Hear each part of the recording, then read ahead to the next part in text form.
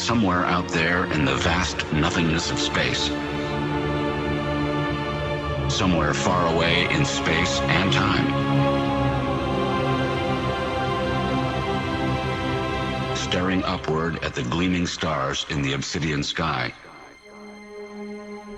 But tonight, on this small planet, on Earth, we're going to rock civilization.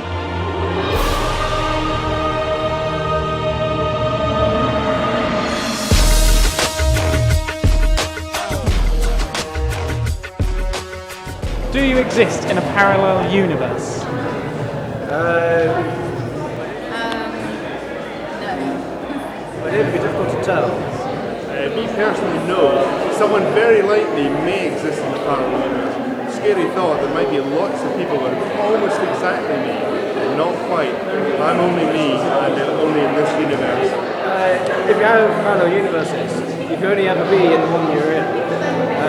So the parallel one, by definition, is one that you don't experience.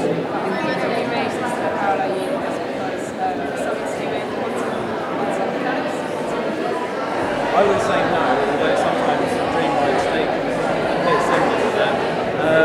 So in the end, I don't think anyone can actually answer that question. What is outside the universe? I don't know, hopefully exciting things. I actually don't think there's anything outside the universe, and it's just like white and that's it. Next question. How do you think the universe will end?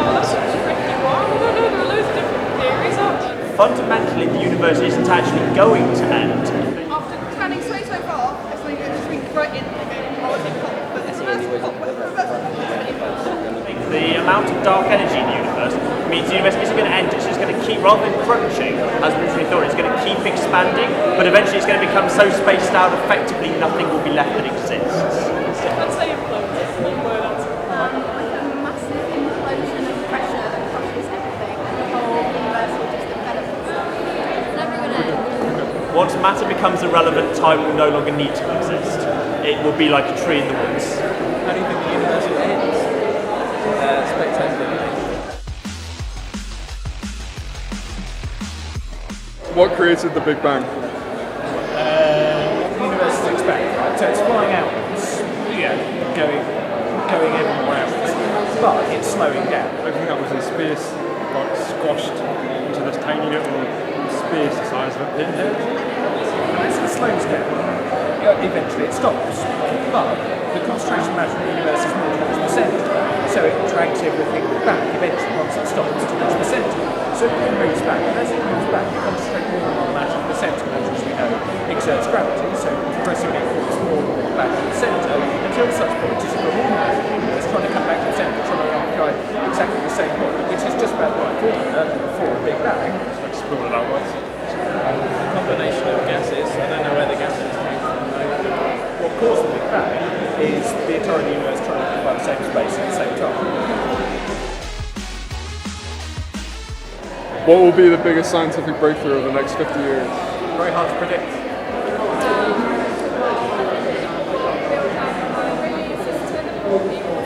Probably there'll be some kind of medical improvement. Maybe to build the first house in the planet Moon or the Mars. Probably wireless energy. There's got to be something to do with energy as well. I think the biggest scientific breakthrough in the 50 years will be the discovery of an Earth-like planet beyond our solar system.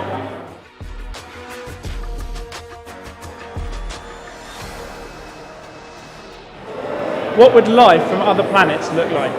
It would be unrecognisable, I think, because it would have evolved in an environment that we couldn't even comprehend. So, we don't, unless we knew what the planet looked like, we wouldn't really be able to say what it would be, but it would scare the living daylights out of me, I'm fairly sure. Well, I guess it would depend on what type of planet they lived on. So if it was a really small planet with low gravity, they might be really tall and thin. Whereas if it was a big planet with lots of gravity, they'd be really short and close to the ground. I don't know. See, you kind of think off the top of your head that they'd be very, very, very different, but if you it's good to have the brain, ears, and the eyes, but then maybe they wouldn't have a brain at all. This is assuming life on other planets would take any kind of corporeal form at all. It's very likely that life could exist in just some kind of electromagnetic field. I think they'd be single-celled organisms. I don't know. You could look at anything. We might not even recognise it as life at all. What would it be like to travel faster than the speed of light? I would feel very, very, very heavy. Maybe I can get just a little bit upset because too fast. I don't know. And I don't think I'd be able to actually comprehend going faster than the speed of light because everything would be behind me. I reckon if I was travelling that fast, you wouldn't even be able to see me. So I don't think I'd like to travel at speed light because I get past it. What would you find at the bottom of a black hole? I'd love to know, and I think a lot of scientists would love to know as well. I don't know if you can find anything at the bottom of a black hole. Nothing. Find everything and nothing, I think.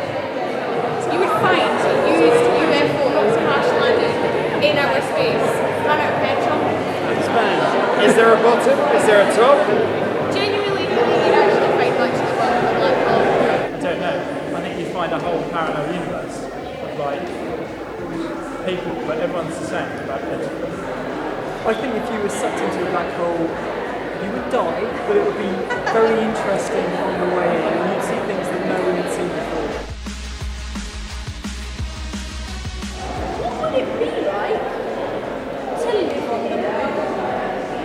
Currently, it would probably be a bit uncomfortable as there isn't much in the way of structures or habitable spaces. I think it'd be really cool to live on the moon because I weigh a lot less and I get to jump really high, but it'd be quite quiet, so that wouldn't be so good. Probably pretty lonely. Lack of people to interact with. Lots of craters though, so if you're into crater watching, probably quite fun. Nice view of the Earth. I guess it'd be very cold. Quite bouncy. You get a good view from what you see there, that quite nice movie. I think that it would be really cold and very lonely. Number one, we all know the moon is made of cheese. I hear there's quite a lot of cheese. I hope to go there one day. It might happen in one lifetime, probably won't. There's some man who's up there apart from that. Not a lot going on. Dangerous temperature changes though, so quite hot during the day, cold at night. Really hard to dress for. I mean, your wardrobe's going to be all over the shop. If you had a time machine, when in time would you go first?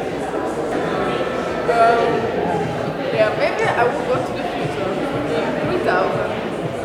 I would go back to the Dark Ages. Probably back to my childhood. Because the past we already know it. I'll go to the 1980s. Do you want to know why? Yeah! I don't know, because I want to go everywhere. I'll be the future to see if things are really cool then. Where they have big afros and they put a lot of black spray and they just look so cool, like tight, tight leather, just muscles bulging, I'd go far into the past so I could meet a dinosaur. If I had a time machine, the first time I would go to would be 13.7 billion years ago. I'd go to the Big Bang and see how it all started. What would life on other planets look like? If you had a time machine, when in time would you go first? Somewhere I could buy Google shares. What would it be like to travel faster than the speed of light? You'd be surrounded in terrain called radiation, but actually you couldn't travel at the speed of light in a vacuum anyway unless you made out something very special. Do you exist in a parallel universe? No, I don't really like that interpretation. What created the Big Bang? Possibly a black hole, probably don't know. What would it be like to live on the moon? Cold. What do you think how do you think the universe will end? Heat death or a big crunch? What's outside the universe? Nothing, that's the definition of it. What would you find at the bottom of a black hole? Singularity.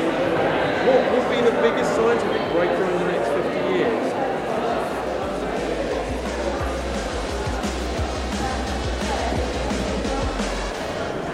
Hangover-free beer.